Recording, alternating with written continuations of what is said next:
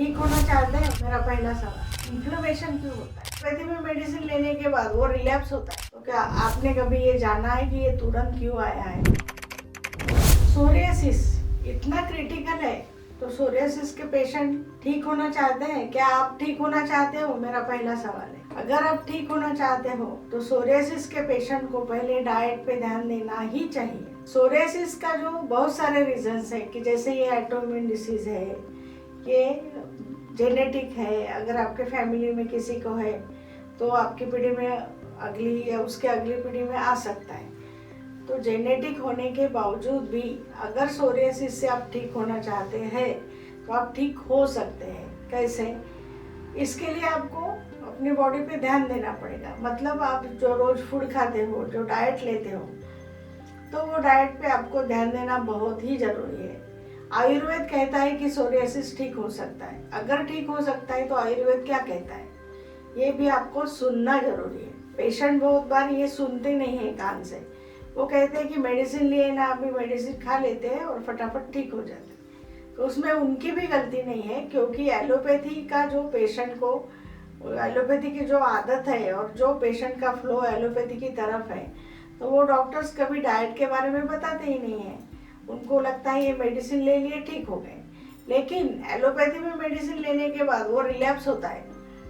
Patient बोलता है मैंने अभी 2-3 डॉक्टर किए तो फिर मेरा कम हुआ था, ऐसा नहीं कि गया नहीं, लेकिन मैंने बंद कर दिया, 2 महीने में तुरंत आ गया। क्यों आ गया तुरंत? तो क्या आपने कभी ये जाना है कि ये तुरंत क्यों आया है?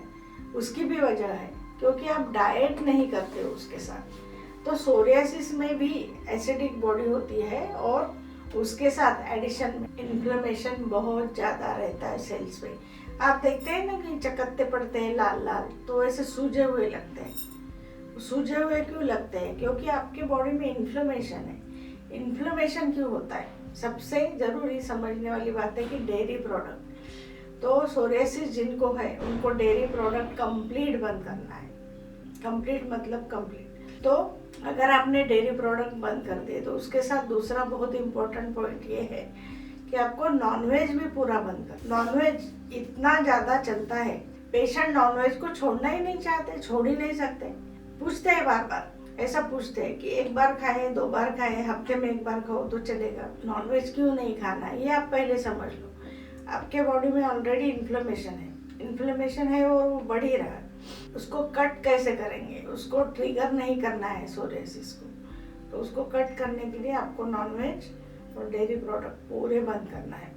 अगर ये बंद कर देंगे तो इन्फ्लेमेशन धीरे धीरे कम हो। अब आप समझिए, अगर ये चीज़ें आपके बॉडी में, जो चीज़ें सालों से उसको कम करना है, ऐसा झट से मैजिक तो नहीं हो जाएगा, उसके लिए टाइम लगता है। इसलिए 6 महीना, 1 साल आपको ये डाइट लेना ही पड़ता है। अगर आप ये सब चीज़ें 1 साल भर करोगे तो धीरे धीरे आने वाला ट्रिगर जो है वो कम होता है। और उसके बाद आयुर्वेदिक दवा अच्छे से काम करती है। आयुर्वेदिक दवा को काम करने के लिए परहेज रखना जरूरी है, और ये लॉन्ग टर्म काम करती है, क्योंकि उसमें ना तो स्टेरॉइड होता है, ना कुछ एंटी इचिंग वाला सप्लीमेंट होता है। इचिंग भी हम लोग ये सब चीज़ें परहेज और मेडिसिन के साथ कम करते हैं। तो इसके लिए आपको और क्या खाना चाहिए? आपने नॉनवेज बंद कर दिया, डेयरी प्रोडक्ट बंद कर दिए, तो आपको सादे सिंपल हरी सब्जियां खानी है। हरी सब्जियों के साथ आप रेगुलर, जैसे कि ग्रीन स्मूदीज होते हैं, वो ले सकते हैं। और आपके डाइट में प्रोटीन थोड़ा ज़्यादा चाहिए। सोरियासिस में प्रोटीन थोड़ा ज़्यादा चाहिए, लेकिन आर्टिफिशियल प्रोटीन नहीं खाना है। उसमें डाइट में ही प्रोटीन ऐड कीजिए और हल्का डाइट लेना चाहिए।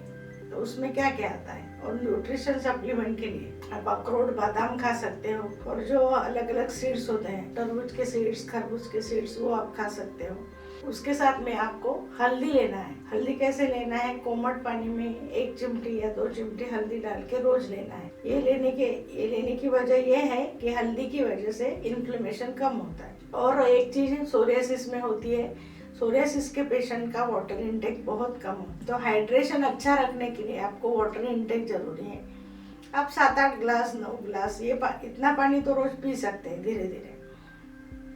ये नहीं कि आपको 4 लीटर ही पीना है, लेकिन आप आदत डालिए कि आपको समझो 4 ग्लास पीते हैं तो आप 8 ग्लास पिए, 8 ग्लास पे आ जाइए। अगर आप 6 ग्लास पीते हो तो 10 ग्लास पीजिए। तो इस तरह से अगर हाइड्रेशन भी होगा और ये कट हो जाएगा डेयरी और नॉनवेज, तो फिर आपका लीकी गट जो रहता है सोरियासिस में, वो धीरे धीरे इम्प्रूव होने लगता है और गट फ्लोरा अच्छा होता है। गट फ्लोरा अच्छे होने की वजह से आपका लीवर फंक्शन प्रॉपर होता है। अगर लीवर पे फैट्स है वो कम होते हैं और धीरे धीरे आपका ट्रिगर पूरा ही बंद हो जाता है और आप ठीक हो जाते हैं। ये सब करने के बाद सोरियासिस क्यों नहीं ठीक होगा? आप अच्छे तरह से कैसे ठीक हो सकते हैं। और जो लोग बोलते हैं कि सोरियासिस ठीक नहीं होता, ये मिथ है। अगर ये सब प्रोटोकॉल आप फॉलो करोगे तो आप जल्दी ठीक हो जाए। Thank you.